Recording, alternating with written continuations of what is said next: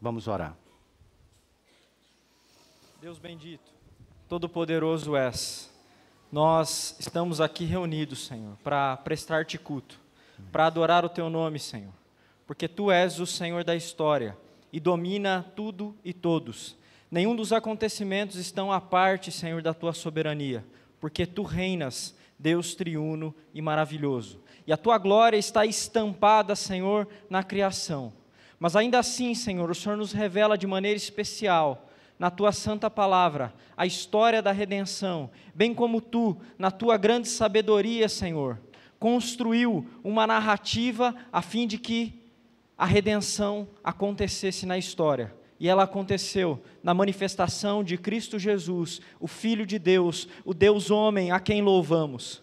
Nós te adoramos, Deus triuno, porque enviaste o Filho. Te adoramos, ó Filho bendito, porque tu é quem morreste na cruz por nós, por nossos pecados, mas tu ressuscitastes ao terceiro dia e reina para todo sempre. Ao ascender aos céus, tu, ó Deus bendito, enviou junto ao Pai o teu Santo Espírito para habitar no meio do teu povo. Esse Espírito também é louvado por nós neste dia, porque tem nos iluminado, nos santificado e operado em nossa vida para a glória do teu nome, Deus bendito, maravilhoso, triuno. Nós te adoramos, porque de domingo em domingo o Senhor convoca o teu povo para se reunir nesse dia que tem sido chamado de dia do Senhor, para que nós então o adoremos, ó Senhor.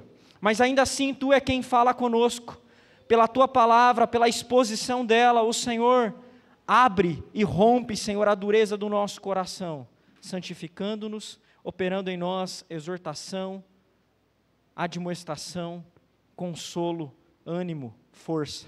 É a este poder, Senhor, que nós carecemos, é deste poder que nós precisamos, Senhor. Por isso rogamos que mais uma vez nessa manhã tu fale com o teu povo, o povo da tua aliança, a quem tu amaste, Senhor, e por quem o Senhor enviaste a Cristo Jesus, para entrar em um estado de humilhação, morrer, ressuscitar ao terceiro dia, e subir exaltado para todo sempre. É a este Cristo que nós servimos, é a este que tu mesmo fizeste, Senhor e Rei, e a este nós louvamos nesta manhã, para todo sempre. Amém. Amém, Senhor. Mateus capítulo de número 28, de 1 a 10.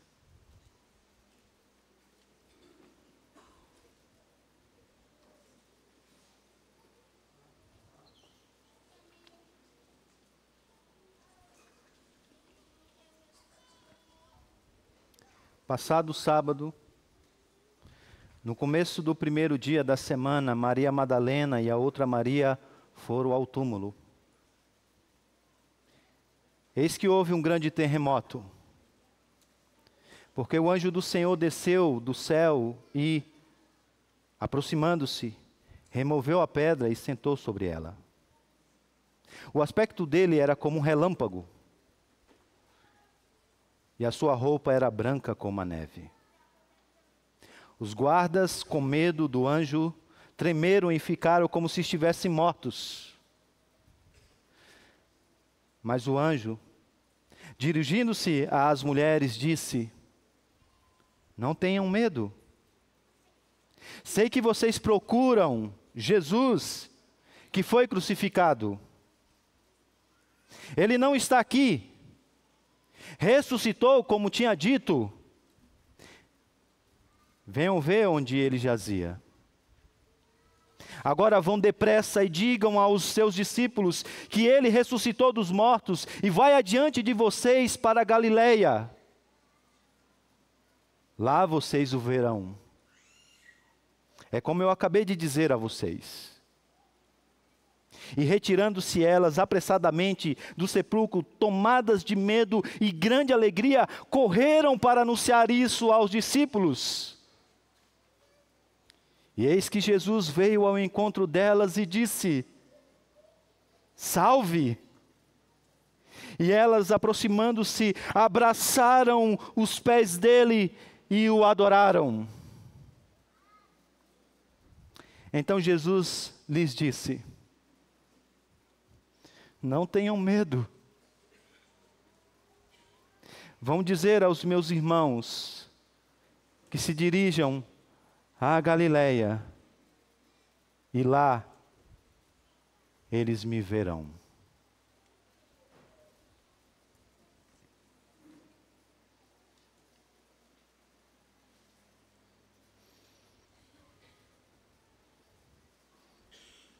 Anne era apenas uma criança de 10 anos. Seu pai estava um tanto quanto perturbado. Ela estava muito doente, na verdade quase morrendo. E ele não sabia o que fazer.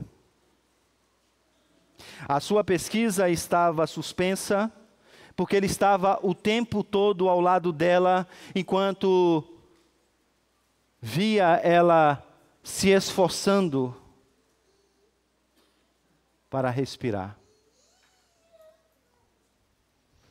Charles Darwin disse, tempos depois, que esse evento difícil e incompreensível o levou ao limite da dor e a uma crise de fé em um Deus Criador. Isso mudou o seu pensamento mais do que qualquer outro incidente da sua vida. Note que mesmo Charles Darwin não foi apenas a sua pesquisa científica ou a suposta falta de evidências das digitais do Criador espalhadas por todo o mundo que foram responsáveis pela sua crise de fé, mas uma crise pessoal e profunda por causa da morte da sua filha. Sabe, meus amados irmãos, a dúvida muitas vezes é a mente tentando entender o que está acontecendo na crise do coração. É a imaginação tentando dar sentido às experiências pelas quais passamos nesta vida. Mas a solução para esses momentos de crise de fé não é apenas buscar as evidências da existência da divindade no mundo criado. É então o quê, hein?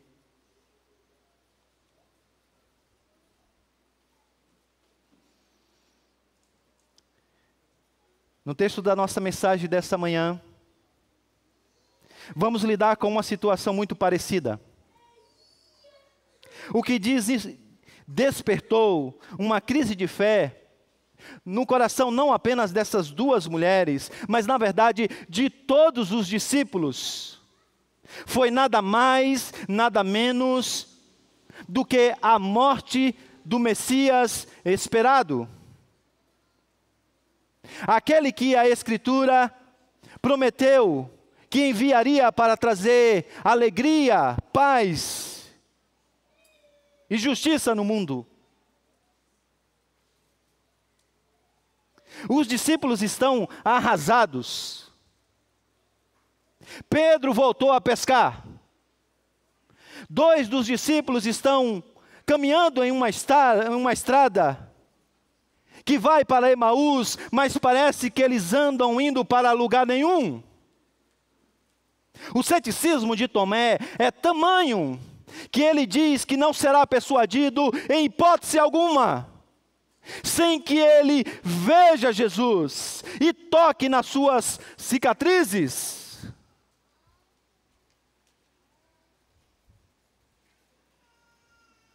Naquele final de semana sombrio na cidade de Jerusalém,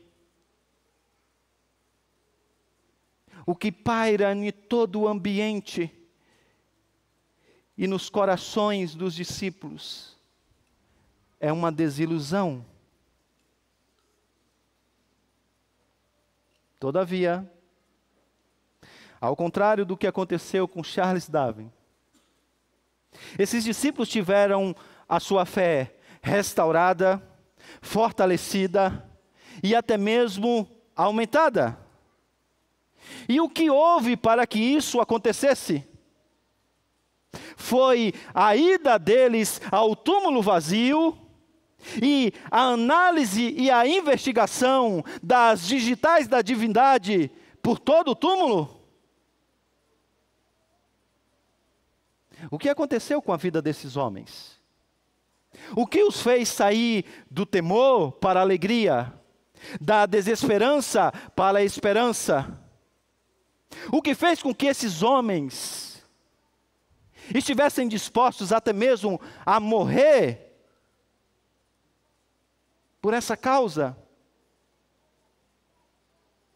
Algum argumento filosófico que de repente estralou na sua mente e fez com que tudo se conectasse?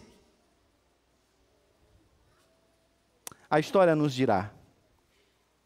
O tema dessa manhã é: o rei está vivo. E vamos ver como essa descoberta se deu na vida dessas mulheres. E veremos isso em duas partes.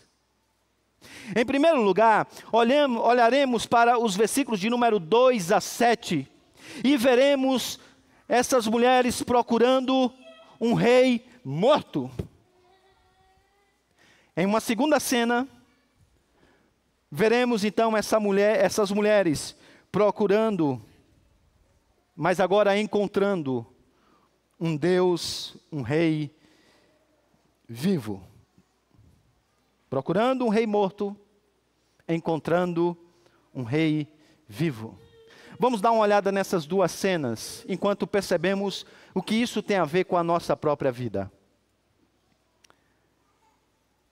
O drama começa então com as mulheres saindo de casa na escuridão da noite. É provavelmente madrugada de sábado para domingo. E elas rumam em direção ao túmulo. E ao relatar isso, o evangelista Mateus não apenas está descrevendo um evento temporal, para que você simplesmente se situe no tempo e no espaço. Muito mais do que isso, ele está descrevendo em termos teológicos o que está acontecendo nesse raiar do sol do primeiro domingo de Páscoa. Porque naquele dia, a escuridão que parava em toda Jerusalém, a escuridão que vinha desde aquelas 3 horas da crucificação, que simbolizava a morte, o mundo quebrado, dará lugar a uma luz que virá juntamente com Cristo ressurreto. De tal maneira que quando aquele sol raiar no horizonte, juntamente com ele virá uma nova era, um novo tempo, a continuação de um novo reino que chegou quando aquele menino se fez um de nós. Por essa razão, a ressurreição significa que os cristãos têm não apenas uma esperança para o futuro, mas que na verdade têm uma esperança que vem do futuro e que traz um impacto para o presente. Porque o Senhor começou a partir de Cristo, ressurreto dentre os mortos, fazer nova todas as coisas. E por que é tão importante que você entenda isso? Porque isso é tão importante para mim e para você? Porque, meus irmãos, há alguns meses atrás, eu fui o pregador e o pai de um funeral de uma criança natimorta que viveu apenas alguns minutos nessa terra. Por que isso é importante? Porque no início desse mês, eu visitei uma senhora e orei com ela, e ela mal sabia que perderia o seu esposo em tão poucos dias. Por que isso é tão importante? Porque ainda essa semana, a nossa família se reuniu para orar por uma das nossas irmãs que perdeu pela segunda vez, em um período menos de um ano, um segundo bebê. Por que isso aqui é tão importante para nós? Porque vários pais de crianças autistas anseiam em ver os seus filhos transformados, falando com naturalidade, aprendendo com facilidade, se comportando com normalidade. É por isso que essa esperança que vai além do túmulo é importante para mim e para você. Não é apenas o sol que nasceu naquela bela manhã de domingo, uma nova era, na qual o Senhor trará novidade em todas as coisas, também começou e se desenvolveu e surgiu no horizonte. É por isso que nesse domingo de Páscoa eu quero lembrar a você dessa grande realidade. É por isso que nesse domingo de Páscoa eu quero trazer a sua lembrança que quando a sua história toma um rumo sombrio, você sabe que esse não é o fim. Pois a sua esperança está além do túmulo. A doença não tem a palavra final. Na verdade, nem mesmo a morte tem a palavra final.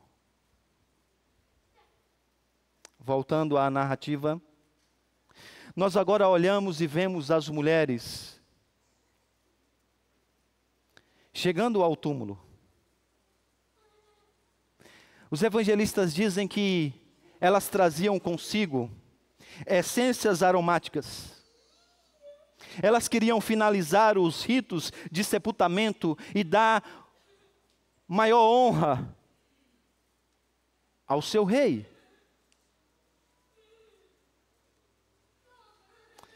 Mas note que nada disso é necessário. Porque não há nenhum cadáver naquele túmulo.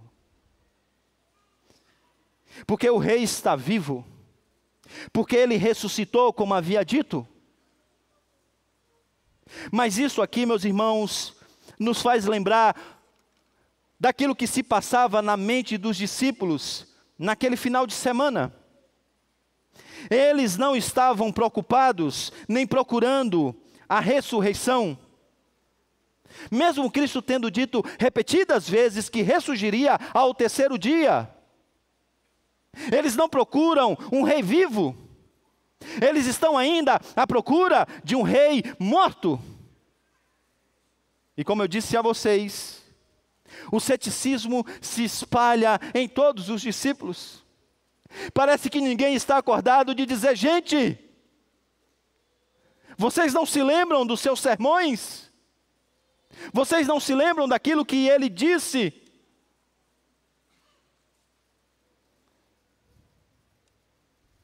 Uma verdadeira desilusão está em todos os cantos. Será que alguém é capaz de tirar esses discípulos dessa desilusão existencial, dessa crise aguda de fé? Será que há alguém que pode tirar você das crises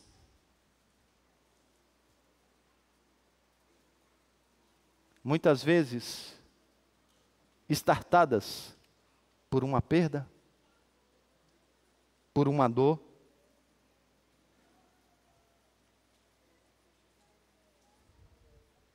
Versículo de número 2 e 3 diz que quando esse anjo veio, houve então um grande terremoto, porque o anjo do Senhor desceu do céu, e ele então, aproximando-se, removeu a pedra e sentou sobre ela. Você não precisa ser especialista no Evangelho para você saber que Jesus Cristo conseguia passar pelas paredes, sair de um lugar e estar em outro, sem que ninguém sequer visse e percebesse. Então você já deve estar pensando, imaginando, que de fato ele não precisava que esse anjo descesse e rolasse aquela grande pedra para que ele pudesse sair. Isso quer dizer então que essa pedra não foi rolada para que Jesus pudesse sair. Mas para que aquelas mulheres, e quem mais quisesse, pudessem entrar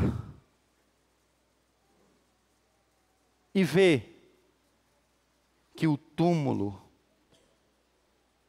estava vazio.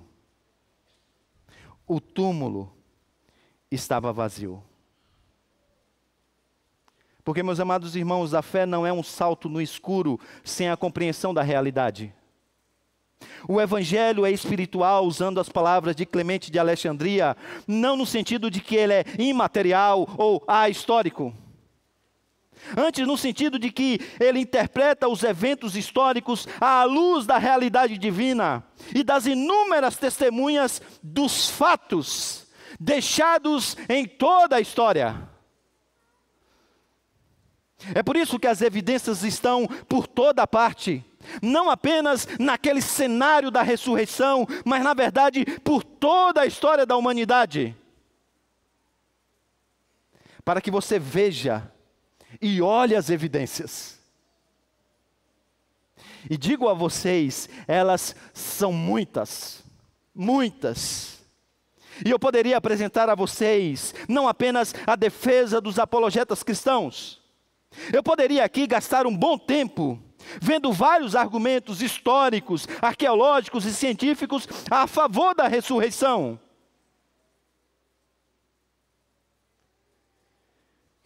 Como me falta tempo, eu posso dizer apenas que você observe comigo as linhas fundamentais de evidência que se entrelaçam para nos convencer de que Cristo de fato ressuscitou dentre os mortos. O túmulo está vazio até hoje. Há o depoimento de inúmeras testemunhas oculares. Sobretudo, há um impacto ao longo prazo de vidas de pessoas que testemunharam tal realidade. A ressurreição, meus amados irmãos, foi tão verdadeira para esses homens e mulheres, que eles estavam dispostos a sofrerem e até mesmo a morrerem, e muitos morreram em prol desse testemunho. Blaise Pascal disse que a nossa tendência deveria ser acreditar naquelas testemunhas que têm a garganta cortada por causa do seu depoimento. Não é estranho que um povo gentil que não acreditava em ressurreição, e um grupo de religiosos judeus que não acreditavam na ressurreição, pelo menos no meio da história, de forma individual, acreditava apenas na ressurreição coletiva no último dia, de repente tenha mudado de ideia da noite por dia, a fim de viver e morrer por essa verdade? Não é estranho que o mundo tenha tido uma reviravolta tão grande em volta de uma mentira?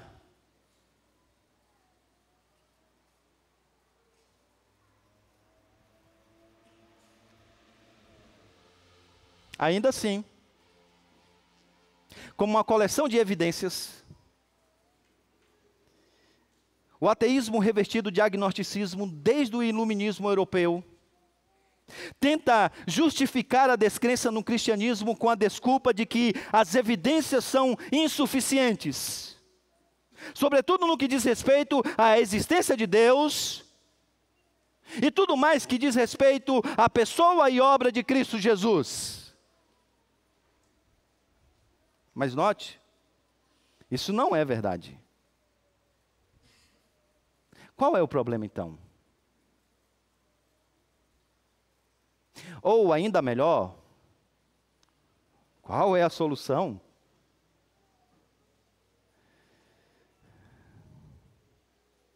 Voltando à narrativa, Mateus então agora descreve o anjo enviado por Cristo. E ele diz que o aspecto dele era como um relâmpago. A sua roupa era branca como a neve. E quando ele apareceu, a reação dos soldados foi cair duro. Foi cair em duro. Nem precisou ver a Jesus. Bastou ver o anjo. E mais uma vez, não pense que Mateus apenas está narrando um evento extraordinário. Mateus está aqui descrevendo e proclamando o poder que chegou para derrubar os maiores poderes da terra.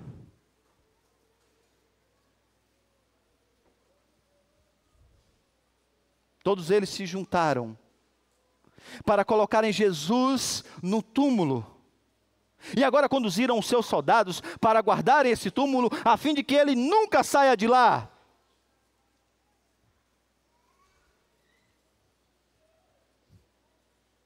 Mas agora estão eles, literalmente quase morrendo de medo. Conquanto os homens estão com medo, as mulheres não precisam tê-lo.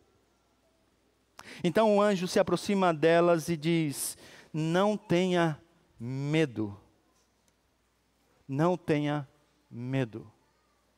E ele continua: eu sei que vocês procuram Jesus, o que foi crucificado.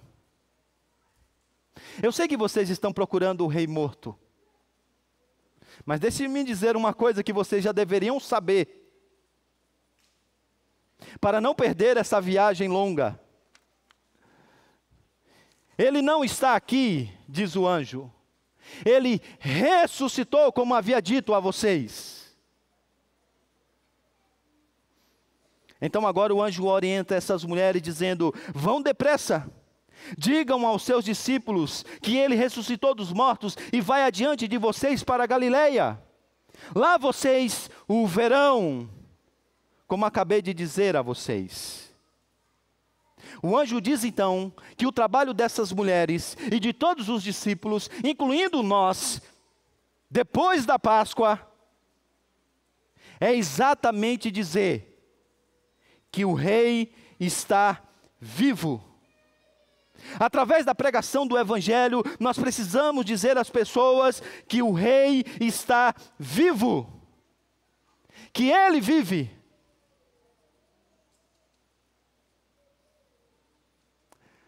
Bem, será que não era isso que Charles Darwin deveria ouvir e, sobretudo, crer? Será que essa mensagem não o ajudaria a conectar alguns pontos em sua cabeça confusa?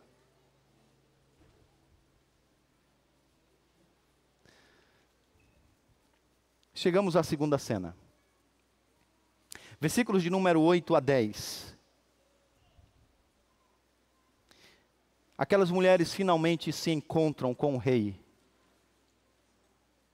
Mas ele não está deitado. Ele está poderosamente de pé. Mateus então registra a sensação de admiração daquelas mulheres e agora as fotografa correndo quase que sem fôlego, indo em direção aos discípulos, para contarem para ele tudo aquilo que elas viram e tudo aquilo que elas ouviram. Ainda tomadas por esse misto de temor, espanto e alegria. E elas então rumam em direção aos discípulos. Quando de repente,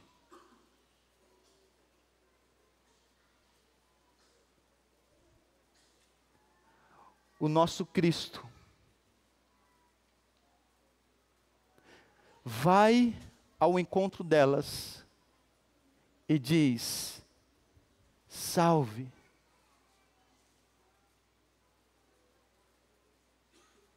talvez ainda nesse misto de temor, de espanto, de confusão mental,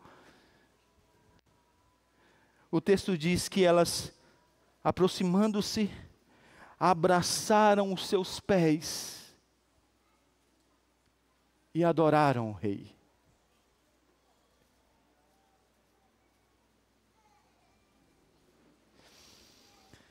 Vocês perceberam o que acabou de acontecer aqui?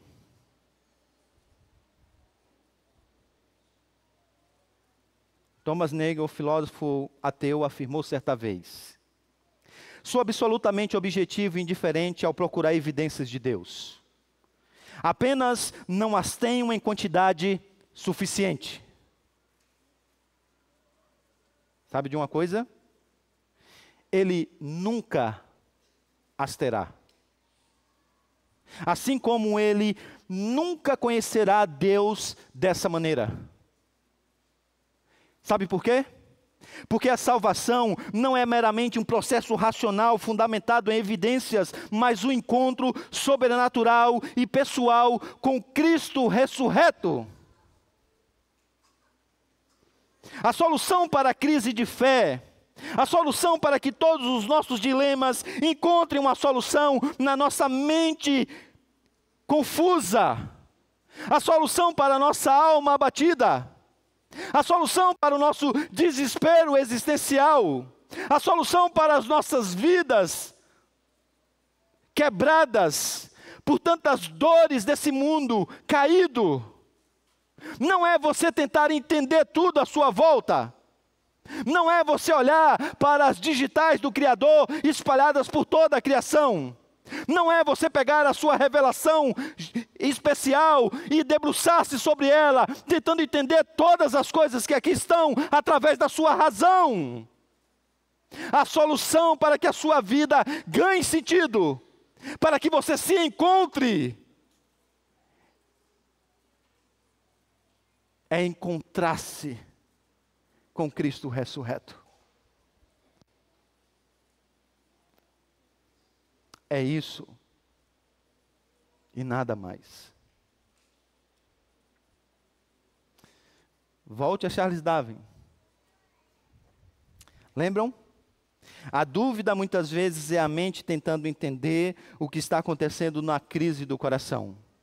É a imaginação tentando dar sentido às más experiências pelas quais passamos nessa vida.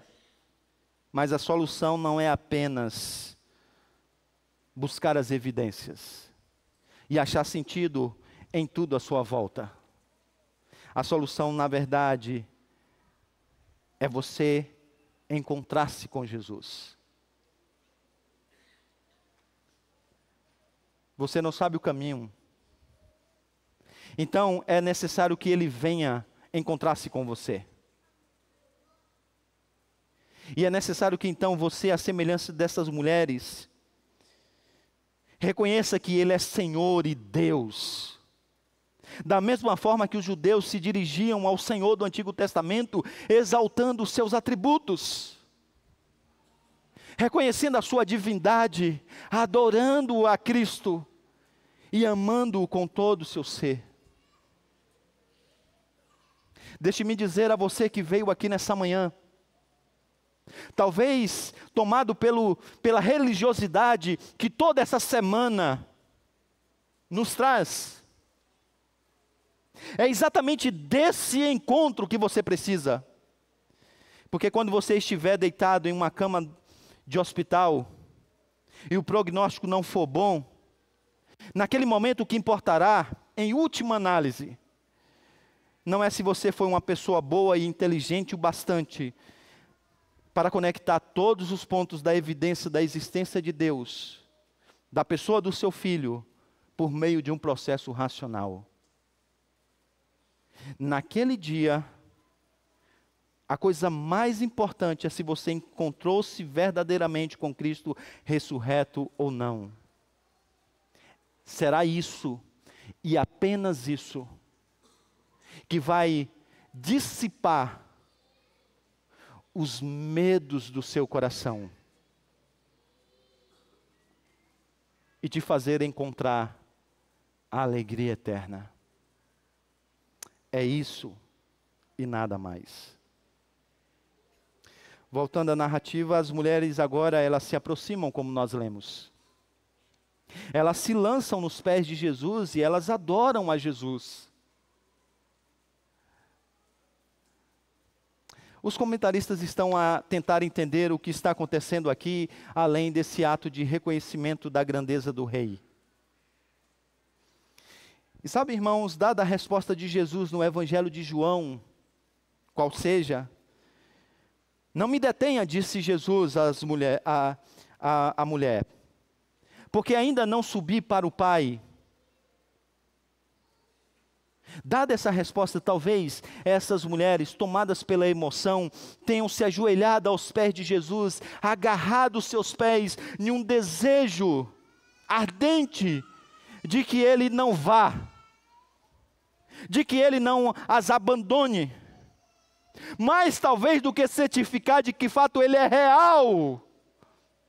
O que elas não querem mais é sentir essa dor da perda, da partida do amado da sua alma.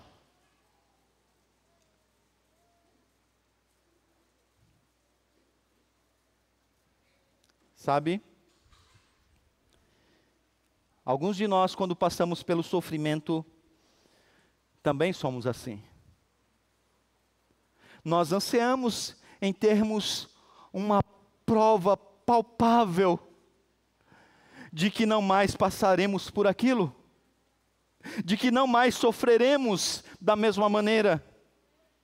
Você gostaria de uma prova palpável de que no próximo ciclo menstrual a vida de fato brotará no seu ventre? Você gostaria de uma prova palpável de que o seu filho, aquele que tanto você ama, não mais partirá em um aborto espontâneo?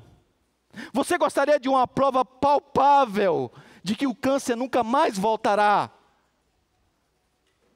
Você gostaria de uma prova palpável que a sua ansiedade vai se dissipar? Que a depressão vai sair da sua casa? E você não terá que, mais uma vez, ter que lidar com esse sofrimento. Mais uma vez, ter que lidar com essa dor. Você gostaria de uma prova palpável?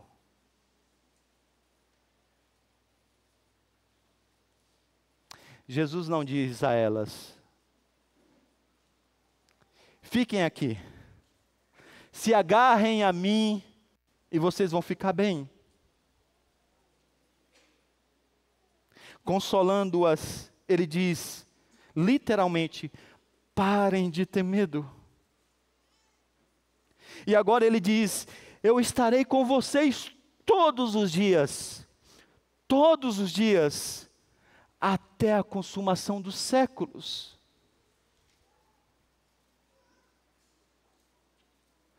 Eu sei, é paradoxal. Ele ele irá e ficará. Ele precisa ir para vir.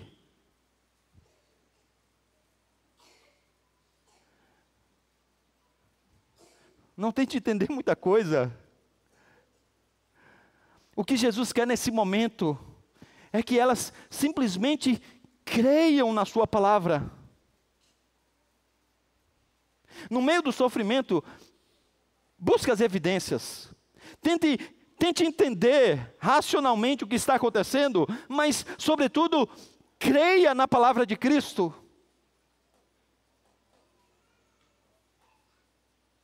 E, gente, que bênção é o que ele está dizendo. Porque ele está prometendo a elas de que ele irá. Mas ele permanecerá com elas. E com todos os seus discípulos, todos os dias até a consumação dos séculos. Sabe o que isso significa? Significa que não é mais você, só você, quando você estiver prostrado por causa da sua depressão. Significa que não é mais só você, quando você tiver que enfrentar o luto de frente. Significa que não é mais só você, quando você estiver passando por dificuldade tão grande no seu relacionamento, no seu casamento, que parece impossível você amar o seu cônjuge novamente. Significa que não é mais só você, quando você estiver naquela noite infindável, rolando para um lado e para o outro, enquanto você luta desesperadamente contra a sua ansiedade. Porque Cristo ressuscitou dentre os mortos, nunca mais, nunca mais, nunca mais será só você. Ele sempre estará com você. Daqui a alguns minutos nós vamos nos reunir para ceiarmos com o Senhor. É verdade que Ele não está aqui de maneira física, mas não se engane, isso é muito mais do que um memorial. A sua presença é real mesmo que espiritual. Ele está conosco.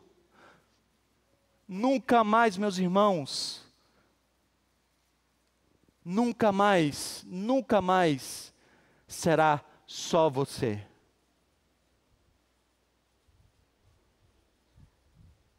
Você é solteira? Nunca mais será só você. Você é uma viúva que tem que lidar com todos os dilemas da viuvez. Não é só você, nunca mais será só você. Nunca mais, nunca mais. Você pode não vê-lo, mas ele sempre estará presente. A sua palavra basta, creia nisso. Deixe-me concluir. Em A Viagem do Peregrino da Alvorada, de C.S. Lewis, Lúcia encontrou um livro na mesa do centro da sala. E nas Crônicas de Nárnia, esse é um livro mágico, é o livro do mago. Quando ela então toca esse livro, os seus dedos formigam como se ela estivesse recebendo eletricidade em cada um deles. Ela toma esse livro e ela começa a ler esse livro página por página. C.S. Lewis diz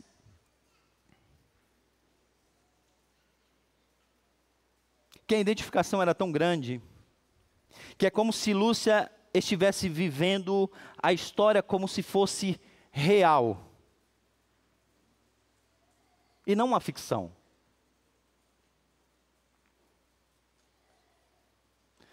Já percebeu que a gente está lendo os evangelhos e toda a história da redenção e de repente a gente se depara sentindo as mesmas emoções de um personagem?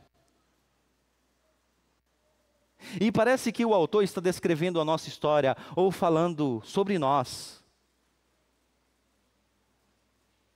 A gente vem a um domingo ouvir uma mensagem como essa e a gente se identifica com tantas coisas. Parece que é de fato real, parece que a nossa própria história de vida ganha vida na própria história. A gente olha para esse relato e parece que Jesus está conosco.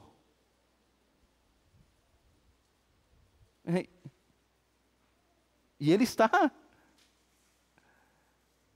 Porque a história é real. A despeito de muitos dizerem que tudo isso que nós estamos dizendo aqui a vocês é simplesmente uma lenda, isso não é a verdade. Porque a história é real. Mas essa identificação e essa história real traz então agora uma outra coisa mais curiosa ainda.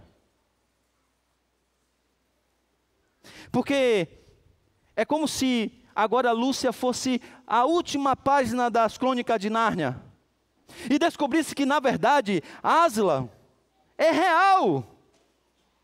E mais do que isso, ela pode então encontrá-lo em algum lugar, a qualquer momento. O que você faria se você estivesse no lugar dela?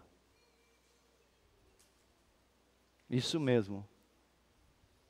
Você largaria o livro e iria procurá-lo. Quão emocionante seria se, de repente, ele viesse ao seu encontro. Quer saber? Isso vai acontecer. O nosso Rei ressurreto virá ao nosso encontro. Você vai poder se encontrar com Ele pessoalmente. Já imaginou como será quando esse dia chegar? Eu estou bem ansioso. Meu coração está palpitando agora. E o seu? Vamos orar?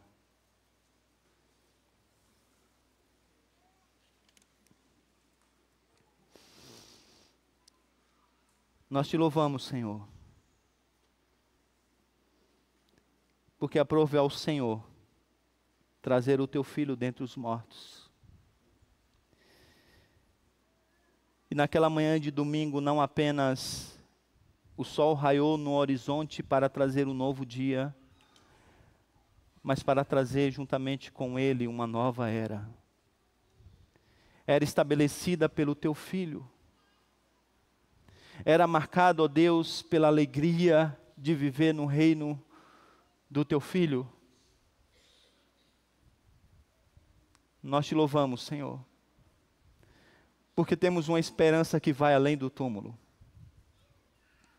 Esperamos e aguardamos o dia em que viveremos para todo sempre com o Senhor. Te louvamos, Senhor, porque enquanto estamos nesse mundo quebrado, marcado pela tristeza, pela desilusão, pelas perdas nessa vida, nós podemos ser consolados e verdadeiramente consolados de que o teu Filho se faz presente conosco todos os dias, até aquele glorioso dia que Ele virá para nos levar de volta para casa. Nunca será somente nós, sozinhos lutando, Senhor, contra os dilemas desse mundo quebrado, marcado pela dor. E nós te louvamos por isso, Senhor. Agora, Senhor, no momento que vamos participar da mesa do Senhor, dar, ó Deus, que esse meio de graça, mais uma vez, fortaleça a nossa fé. A nossa fé tão golpeada pelas dores e pelas tragédias desse mundo quebrado. Que mais uma vez sintamos, ó Senhor, a presença do Teu Filho em nós, se fazendo presente nas nossas vidas. Por isso, Senhor, nós te suplicamos que Tu mesmo nos abençoes nesse momento. Pedimos-te, ó Deus, que o Senhor separe esses elementos para o fim estabelecido por Ti mesmo. É o que nós te pedimos, Senhor, em nome de Jesus. Amém. Quero convidar os